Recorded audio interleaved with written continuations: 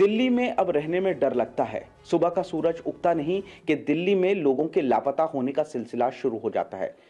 1 जनवरी से 27 जनवरी तक के आंकड़े इस बात की तस्दीक करते हैं कि दिल्ली में 807 लोग लापता हो गए, जिनमें से 191 नाबालिग थे, यानी कि जिनकी उम्र 18 साल से कम थी। आखिर ये लोग कहां गायब हो जाते हैं, ये बच्चे कहां जाते हैं? और सबसे बड़ी बात है कि 63% इनमें महिलाएं और लड़कियां लापता हो गई हैं। कुछ को दिल्ली पुलिस ने ट्रेस किया है, लेकिन कुछ परिवार ऐसे भी हैं जो अभी भी अपने बच्चों का इंतजार कर रहे हैं। आप देख सकते हैं कि एक परिवार है संत नगर बुराड़ी का, और इनका महज 17 साल का बेटा जो आंखों में सपने लिए इस परिवार की सहारा बनना चाहता था, वो अचानक से लापता हो गया। परिवार है, माता जी हैं, काफ़ी समय बीत चुका है, ऋतिक है, और अभी तक इस बच्चे का कुछ भी पता नहीं पड़ पा रहा है। माँ है कि आंसू रुकने का नाम नहीं ले रहे हैं, जार जार आंसू बह रहे हैं अपने कलेजे के टुकड़े, अपने लाडले के लिए, कि अचानक वो लापता हो गया, कहाँ चला गया, किस हाल में उनका बेटा होगा,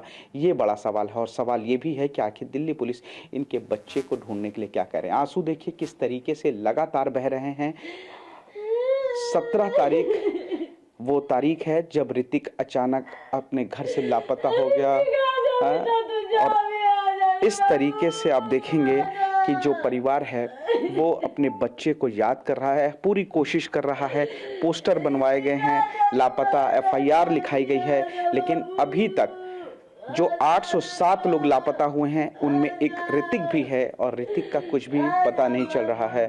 से बात करने की कोशिश करेंगे। नहीं बोला जाएगा। स्थिति बहुत खराब है। पिता मौजूद हैं, क्या नाम है आपका? सुदिष्ट कुमार झा। सुदेश जी, आप देखेंगे पिता की भी आंखों में आंसू हैं। महज 17 साल का लड़का है जो अचानक इस तरीके से गायब होता है। क्या हुआ था, कैसे आपका बेटा ऋतिक गायब हुआ? लाइब्रेरी में गया था पढ़ने के लिए, और 5:30 बजे आया तो वो लैपटॉप लेकर के नहीं आया था। तो मम्मी ने बस इतना ही बोला जो कि बेटा लैपटॉप कहाँ आपने छोड़ दिया, अभी तो लैपटॉप अभी पापा खरीद के दिए हैं, तुमने लैपटॉप तो कहीं खो जाएगा, आपने कहाँ छोड़ दिया लैपटॉप को। बस इसी बात पे वो गुस्सा हो गया, और घर से वो 6:22 पे यहाँ से निकल गया।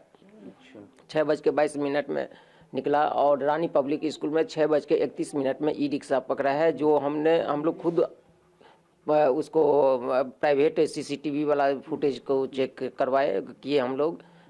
और प्रशासन जो है 2 दिन आए, 1-2 घंटा काम किए, उसके बाद उनको कोई ज़्यादा क्लू नहीं मिला। तो हम लोग जो है ना प्राइवेट जितने भी CCTV फुटेज वाला थे उनसे रिक्वेस्ट करके हमने फुटेज देखा, तो वहाँ पे दिखा गया जो कि वहाँ से वो 6:31 में ई-रिक्शा पकड़ा है। और 6:51 में 25 तारीख को फिर जब हमने मजलिस पार्क में चेक किया फुटेज चेक किए, वो भी हम लोग खुद ही किए थे, प्रशासन ने उसमें कोई ये नहीं थे, हमने खुद किए। तो वहाँ पे देखे 6:51 में मजलिस पार्क गया है।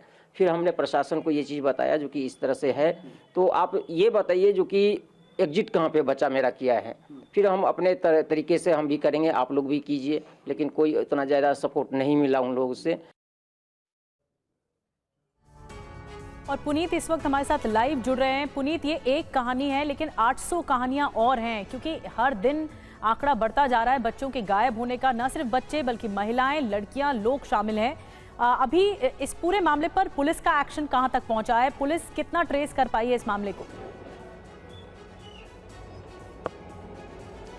देखिए, जिस रोज नया दिन निकलता है दिल्ली में लोगों के लापता होने का सिलसिला शुरू हो जाता है, और 24 घंटे बीतने पर यह आंकड़ा पिछले 27 दिन में 27 पहुंच रहा है, यानी हर रोज 27 लोग लापता हो रहे हैं। लेकिन पुलिस क्या कर रही है, लोगों ने खुद हमें बताया किस तरीके से एक पिता अपनी बेबसी जाहिर कर रहे हैं कि पुलिस उनको पूरी तरीके से मदद नहीं कर रही है।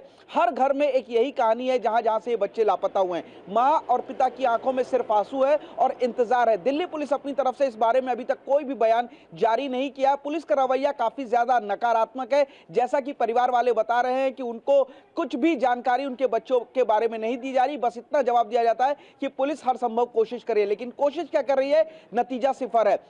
नतीजतन जो फैमिली है, जो परिवार है पीड़ित, वो खुद ही अपने बच्चों की लगातार तलाश करे। जिस जगह मैं खड़ा हूं ये बुराड़ी का इलाका है, और आउटर दिल्ली में सबसे ज्यादा लोग इस वक्त लापता हुए हैं। इन्हीं गलियों से लोग बच्चे खेलते हुए जा रहे हैं। सबसे बड़ी चौंकाने वाली बात है कि जो लोग लापता हुए हैं उनमें 63% महिलाएं और बच्चियां हैं, लड़कियां हैं। ये आंकड़ा अपने आप में चौंकाता है। और जिन लोगों से हमसे हमारी बात हो रही है परिवार से, वो साफ तौर पर कह रहे हैं कि अब दिल्ली में रहने में डर लग रहा है, बच्चों को घरों से बाहर भेजने में डर लग रहा है। आखिर ये जो लापता हर रोज 27 लोग हो रहे हैं, वो कहां जा रहे हैं, किस लिए जा रहे हैं, किस हाल में होंगे, ये तमाम सवाल खड़े होते हैं। और सबसे बड़ी बात आंकड़ों की है। आंकड़े तस्दीक कर रहे हैं कि 27 दिनों में 807 लोग लापता हो गए और इनमें से 196 नाबालिग थे, यानी कि 18 साल से कम के, और उसमें भी 12 से 18 साल के जो बच्चे खोए हैं उनमें ज्यादातर लड़कियां हैं। डर सता रहा है कि क्या कहीं कोई फ्लैश ट्रेड यानी जिस्म फरोशी का धंधा